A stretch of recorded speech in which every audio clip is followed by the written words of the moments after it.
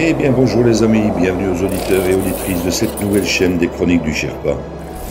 Comme vous allez le comprendre ici, nous allons faire non pas un retour vers le futur, mais bien un retour vers le passé, telle la machine du projet Looking Glass, afin de reprendre les événements en 2020 pour remonter l'actualité vers 2025. Je vous invite à me suivre au travers de mes très nombreuses analyses de situation qui ont rythmé ces dernières années au gré d'une multitude de sujets clivants concernant le plan divin et christique de l'Alliance et de la communication militaire Q. Du nouvel ordre mondial mort-né au nouveau monde et à l'âge d'or qui se profile à l'horizon, vous comprendrez un peu mieux ce plan militaire américain au travers de plus de 155 analyses écrites en temps réel et éditées en podcast par une très belle équipe d'âmes éveillées. Pensez à vous abonner à la chaîne et cliquez sur le pouce si vous en appréciez le travail. Merci à toute l'équipe Z qui œuvre sans compter ses heures pour offrir ces infos à l'humanité. Bonne écoute à tous et à toutes.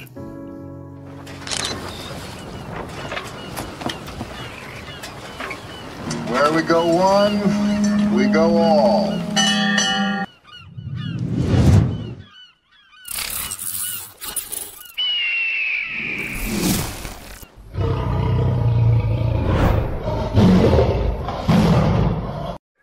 Analyse du 21 janvier 2023 par Thierry Pirlot, Sherpa One. Perspective économique 2023. Je reçois un message de Tony. Salut Thierry, je fais appel à ton expertise.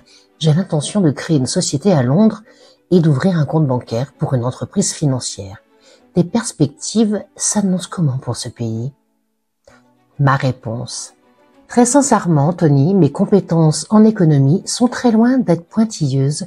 Crypto, bourse, placement et actions, etc. Je n'y connais rien. Mon expertise, si on peut l'appeler ainsi, est modestement une compréhension du monde à 4000 pieds d'altitude. Maintenant, il ne faut pas être sorti de Harvard pour comprendre que la situation est compliquée, voire dangereuse, ni que les cryptos sont en train de disparaître, par exemple. Au niveau macroéconomique mondial, perso, de ce que j'en déduis et ressens, c'est que toute l'économie mondiale connaît actuellement de grands bouleversements qui changeront la face du monde, et l'émergence des BRICS en est les prémices. On sort d'un monde unipolaire pour rejoindre un autre multipolaire, et je gage que nous ferons tôt ou tard partie des BRICS et de son système financier. L'Europe et l'OTAN sont amenés à imploser et à mourir de leur belle mort. La Cité de Londres, le Vatican et tout le système bancaire des Rothschild sont voués à disparaître et ne font pas partie des grands gagnants ni de la Dream Team. Je pense qu'une restructuration de l'économie est déjà en cours, mais de manière contrôlée par l'Alliance, pour faire face à un nouveau système QFS, Quantic Financial System, suivi de Nezara Gezara. Les faillites explosent de partout, mais ce serait bien pire avec le grand reset de feu Klaus Schwab, alias Papa Schultz. Il est trop tôt pour dire si c'est le moment de se lancer dans de grands projets financiers ou s'il vaut mieux éviter quoi que ce soit, quand on voit que les PME sont déjà en train de morfler et de disparaître. Ceux qui en sont les proprios ont une chance de passer le cap grâce à leurs fonds propres. Les autres auront du mal à supporter le choc. Les boulangeries et l'Horeca en premier, Fédération des cafés, hôtels, restaurants. Ces PME reviendront plus tard, mais 2023 et surtout 2024 seront, je pense, très durs pour tout le monde, surtout du côté des vax, avec les révélations à venir, et des indépendants avec des faillites en cascade à prévoir. Ce serait bien pire et bien plus rapide si nous étions toujours dans la première version des mondialistes. Mais l'Alliance va continuer son travail de destruction contrôlée sur l'image du 11 septembre 2001, toujours dans le but du grand réveil. Les dégâts collatéraux seront minimisés mais inévitables. On ne fait pas d'omelette sans casser des œufs, et ce qu'il se passe en coulisses dépasse de loin le nettoyage du Luxembourg. Nous assistons à une vidange du marais mondial. La mise en place du QFS se fera, à mon avis, de façon très silencieuse, secrète et sans effondrement systémique. Contrairement à ce qu'on aurait subi avec une Clinton en 2 fois 4 ans de présidence, en plein milieu d'une 3e guerre mondiale.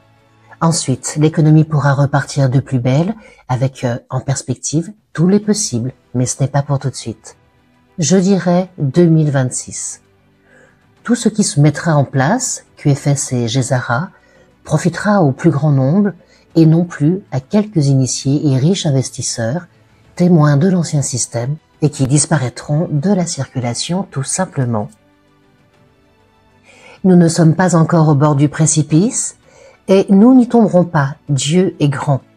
Par contre, le réveil nécessitera encore bien des épreuves et il est très compliqué à ce jour, voire impossible, de savoir ce qui est judicieux, voire conseillé de faire tant au niveau placement que projet financier, surtout à l'étranger et qui plus est à la City de Londres. De mon point de vue, cela reste quand même à haut risque. On dit que l'avenir appartient aux audacieux, c'est vrai, mais par les temps qui courent, même ces derniers peuvent tout perdre très rapidement, car l'audace ne suffit plus dans ce qui se met en place. Pour le reste, les conseilleurs ne sont pas les payeurs, et le ressenti est parfois plus important qu'un plan business. Et l'humain passera bientôt avant le pognon. La guerre n'est pas terminée, et 2023 est une année charnière. Je pense, j'espère, qu'on y verra plus clair d'ici 2024, tant sur l'opération spéciale de Poutine, pièce maîtresse du grand Monopoly, que concernant les opérations mondiales de nettoyage militaire de l'Alliance et de tous les sociopathes qui nous dirigeaient. Tout fait partie du grand puzzle et du plan de l'Alliance humaine. Même nous, notre foi et nos combats, et surtout nos vraies intentions altruistes et humanistes. Where we go one, we go all. Rien ne peut stopper ce qui s'en vient. Sharpawan.